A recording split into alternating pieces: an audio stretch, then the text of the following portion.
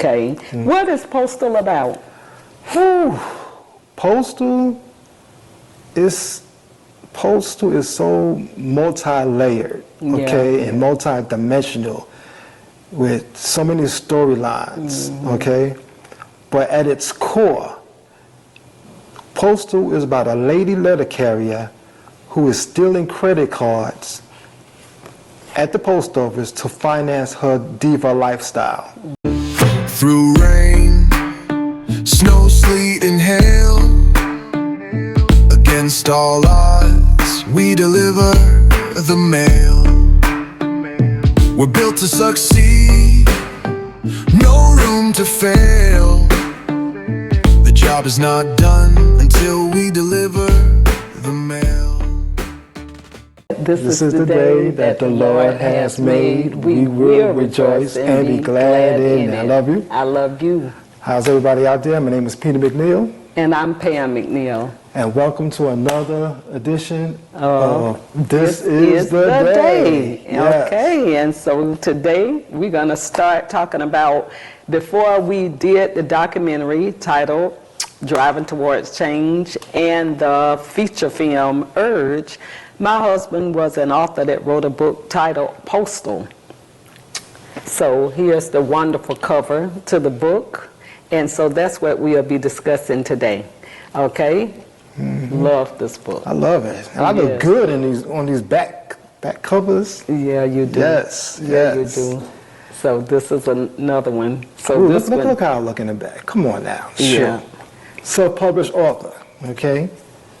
So we got Postal Redemption and Postal. This is part one. Part one. Yep.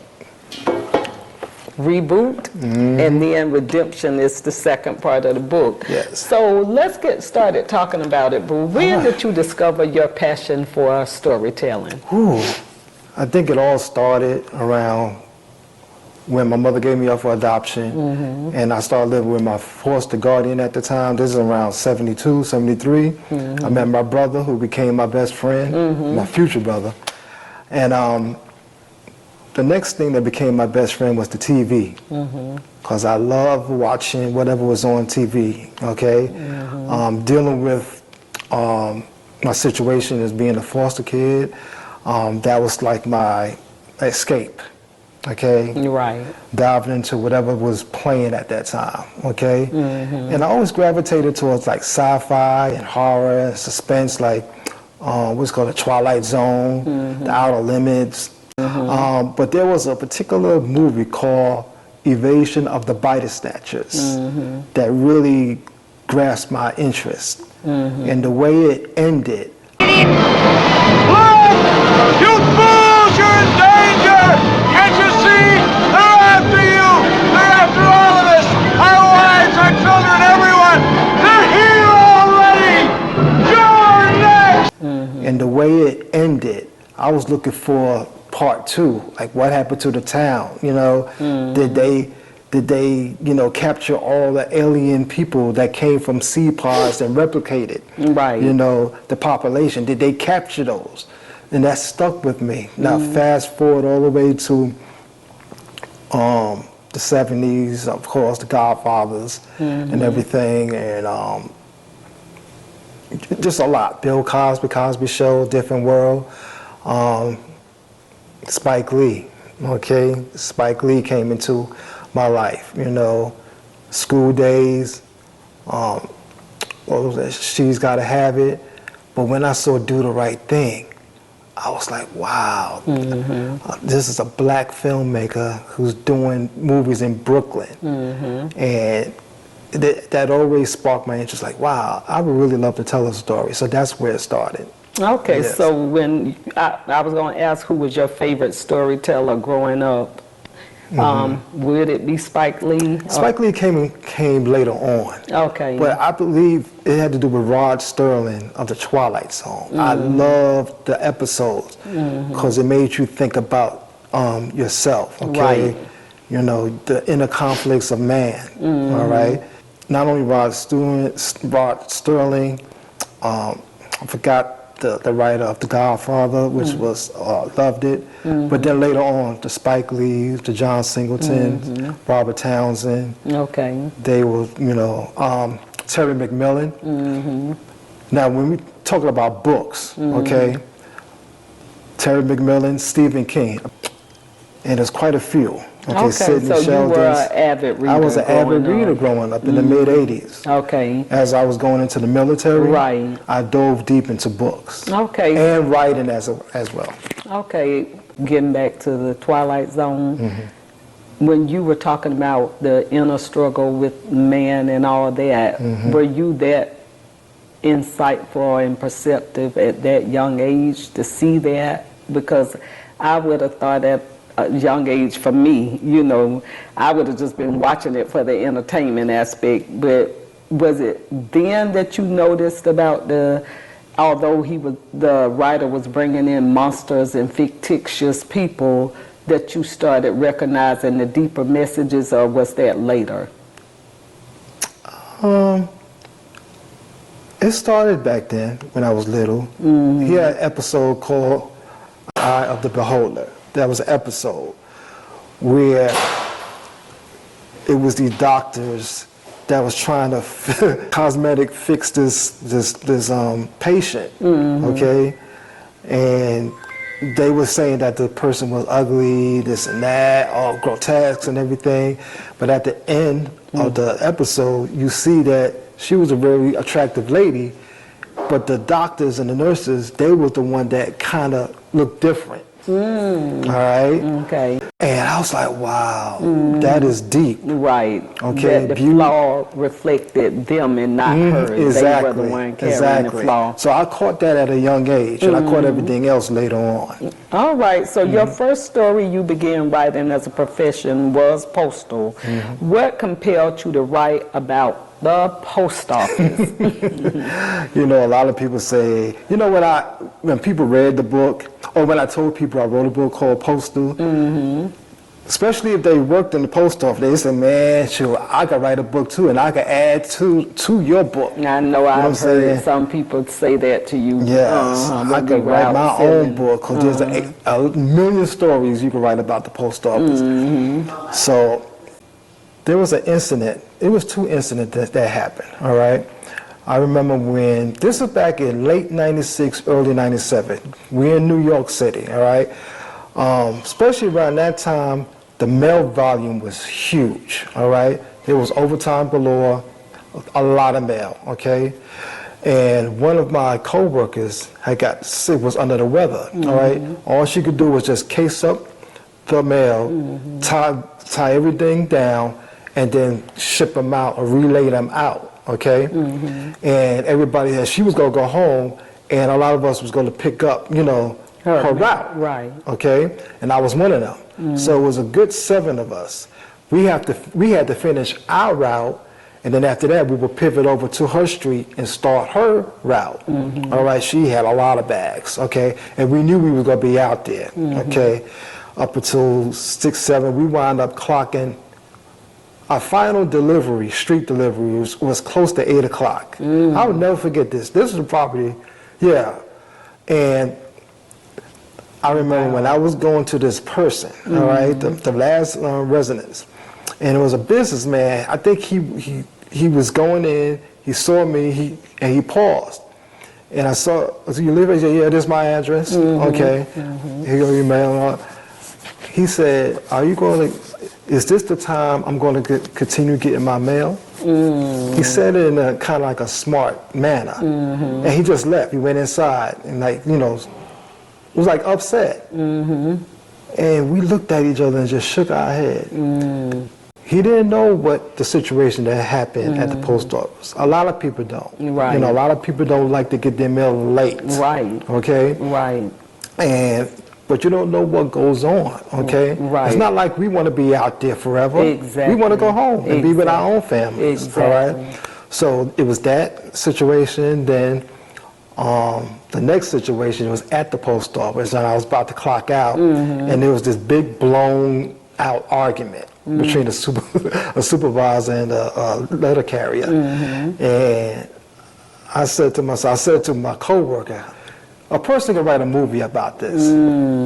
All right? And when that came out of my mouth, that's when the light bulb went on. And that's when I started getting ideas, okay, and storylines and concepts on writing the Postal storyline. Okay. And it just started coming. Everything started coming together. Oh, yes. Okay. What is Postal about? Whew. Postal is so multi-layered, okay, and multi-dimensional with so many storylines, okay? But at its core, Postal is about a lady letter carrier who is stealing credit cards at the post office to finance her diva lifestyle. At its core, that's what it's all about. Okay? I don't want to give too much away. And that's going to start something at the end where it's going to be mind-blowing. Okay? So it's very layered with storylines, but at the essence, it's about this person that's stealing credit cards. And is she going to get away with it? Or is she going to get caught? Right. All right. And you said because she flosses, she's one of the characters that like to floss. She loves to live floss. above her means. Live way above her means. I got you. And she's somewhat in semi-competition with her brother, okay, who's a big-time hustler. Okay. And I'm just going to leave it at that. All right. So some of the storylines from your own experience, I know you said the book is multi-layered. So some of the storylines based on things that happened within the post office for you or any personal experiences? It's a combination of both. Okay. Let's stick with the lady stealing the credit cards. When I started working at the post office as holiday help, and then it was like a 3 to 4 month period that after the holidays were over with, they was going to keep a good selection of holiday help, okay, that may transition into career employees, TE, and I became one of them. Okay. And a whole bunch of us did. But I remember that the next year, it was this big thing at Morgan Processing Station in New York, Manhattan, where this crew got fired because they were stealing credit cards. And one of the ringleaders was this young lady. I remember we all got processed in at the same time. Right. Okay, and everybody, ooh, she was quiet. But she worked on the same floor where they dealt with the credit cards. So her peoples, like her close friends, like with her co-workers, they all decided that they was all going to do that, and they did, but they got caught and got fired. Wow. So that storyline kind of stayed with me. So it just stayed with me, you know? So when I started thinking of ideas and concepts of creating this Postal project, because it started off as a screenplay. I'm a big Spike Lee fan. I said, okay. And I don't think it started with that character. It started with Freeman, okay, Freeman Souls, okay, who was one of the main characters. It's like an ensemble cast, you know. And he's a good guy, but his addiction is alcohol. Okay, whenever he's, I guess, dealing with life, that's where he goes to. Right. The bottle. Okay. Okay, James Richards, all right, single parent from a male perspective, all right. I got that from a good friend of mine who passed away not too long ago. He took care of his daughter, okay. So and even the mom said, you know, I'm really grateful for having him in their daughter's life because he was just phenomenal. So I kept that and I said, you know what, I want to talk about single parenting from a father's perspective. Right. With this whole storyline with the post office, I want people to get an idea about the ins and outs in the post office, all right? And how I was going to do that with somebody coming in and seeing the process, especially as a letter carrier. And that's where Cadina Wilson comes in into play, all right? She couldn't keep a job to save her life, even with her parents' help. But her father said there's a position open at the post office, and she got hired as a letter carrier, and people would get to see the position is mentally and physically demanding. Right. All right? Right. All the time. There's a lot of people that get that position, realize how much there's entails in that position, and then wind up leaving. But then you have a lot of people that just stick it out. Right. And I know when you did write it as a screenplay with the backdrop being the postal system, you know, liken it to other types of series such as, you know, the CSI and where some of those shows where the hospital is the backdrop, but the post office is the backdrop because it has a lot going on and a lot of positions, management down to, you know, temps. So, so I know it does, definitely has a lot in it that you cover. From people trying to transition, from craft employees transitioning over to management. Right. The reaction of people seeing that person do that. Right. Okay? Right. I dove deep into a lot of storylines. Yes, you did. And the thing about it is, it don't have to just resonate in the post office, okay? You can see yourself or relate to a lot of these characters that's within this book. Absolutely. You did a great job. Well, thank you. And thank you for editing my book. Yeah, you did a great job with the character development. Where did you learn how to write? Self-taught. I'll just watch movies all the time. And you can attest, I'll watch a movie over and over and over again till you get sick of it. I do. Okay? I read a lot of books. Love fiction. Yeah. Okay? That's where it came from. I never went to school for it. Right. It just came. And when I first read your rough draft of Postal, I was blown off my feet. I was like, this is a writer. You know, this is a natural writer. Having gone to school for English and did a lot of the English lit classes where I was required to learn about, you know, structure of stories and writing myself, and read your story. I said, this man is a gifted writer. Let me ask you this. What was the reaction when people read your book, like your people read it from the post office? They loved it. They loved every facet of it. They love the characters. I had people emailing, you know, okay, calling me and say, why were you following me? And mind you, they didn't work in Cooper Station or Midway, Cooper Station or Morgan, okay? They worked at other places, either in New York, California, down south, didn't matter. Right. There's like, Pete, these characters, I see these characters every day. I work with some of them, okay? I work with some of them, and you know, in the ending, it's like, oh my goodness, I did not see that coming. Right. I did not see that coming. When you gonna make this a movie? Yeah. Okay, we get that all the time. And one of the most powerful observations that I had heard somebody make about it, and it was my cousin when she bought it. She was like, the Holy Spirit was writing this book, because a human didn't write this. She said Peter leaned into the Holy Spirit because she was speaking of how highly talented you were, and that had to be something God gifted you with. That was her way of saying that.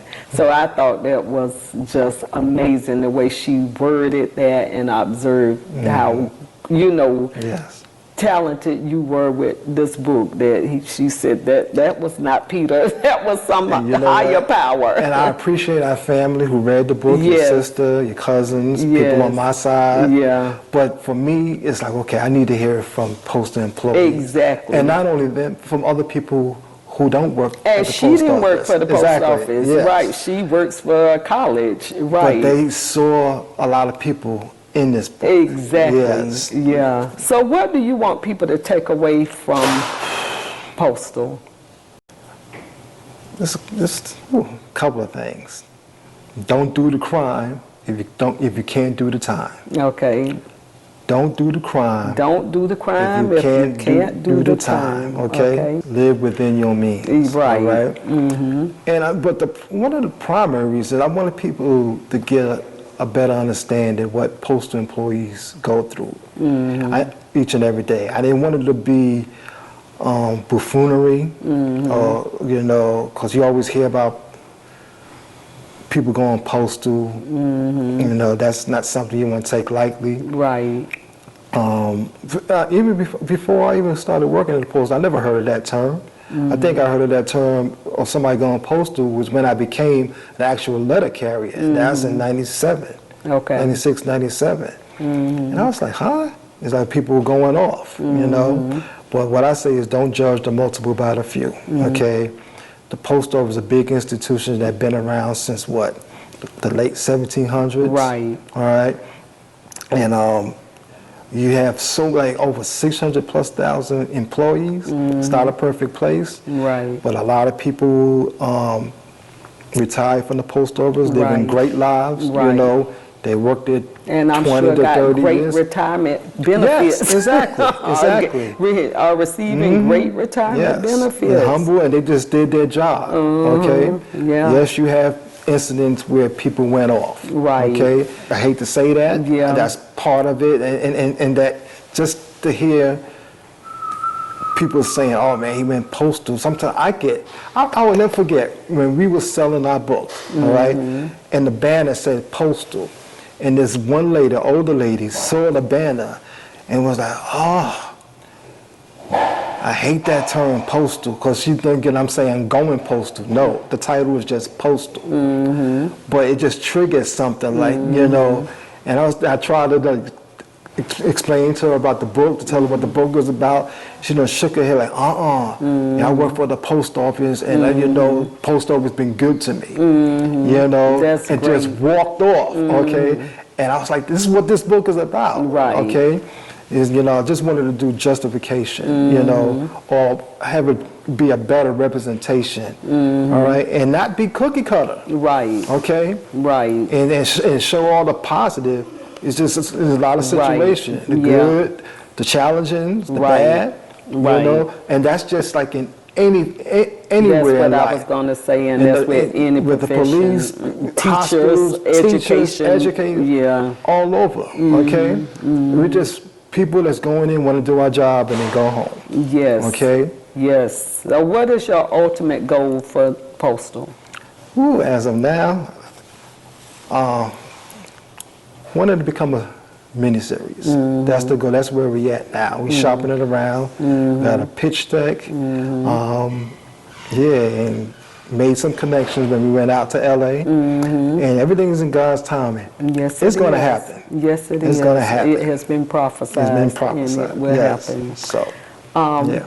Where can people find your books? Because we want them to read this awesome book. If you're interested in reading a great book, you can find it on Amazon.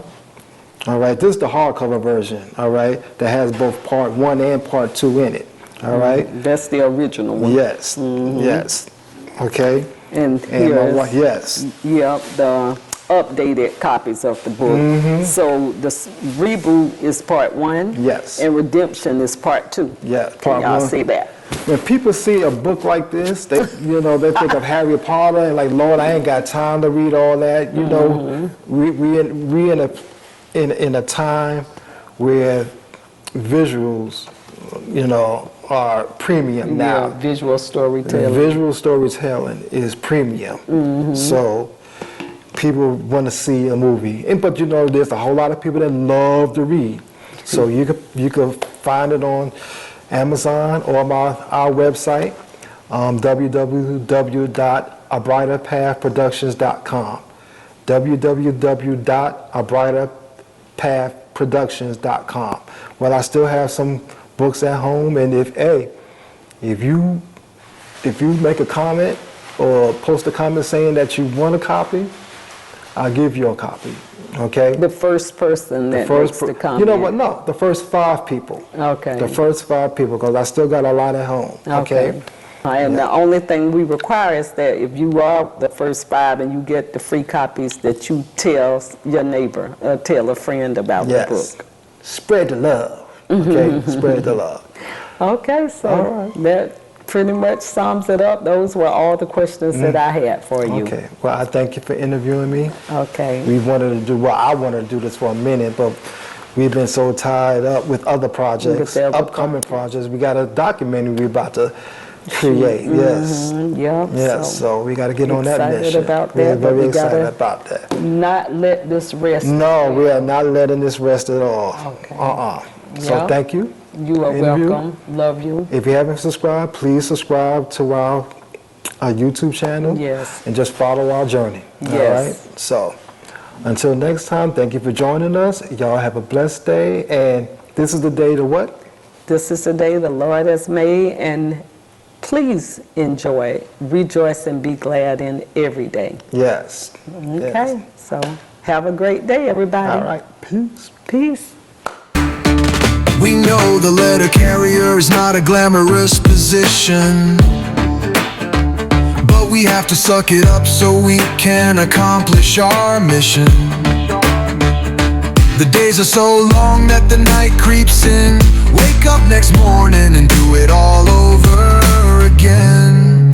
We deliver the mail. We deliver the mail. We deliver the mail.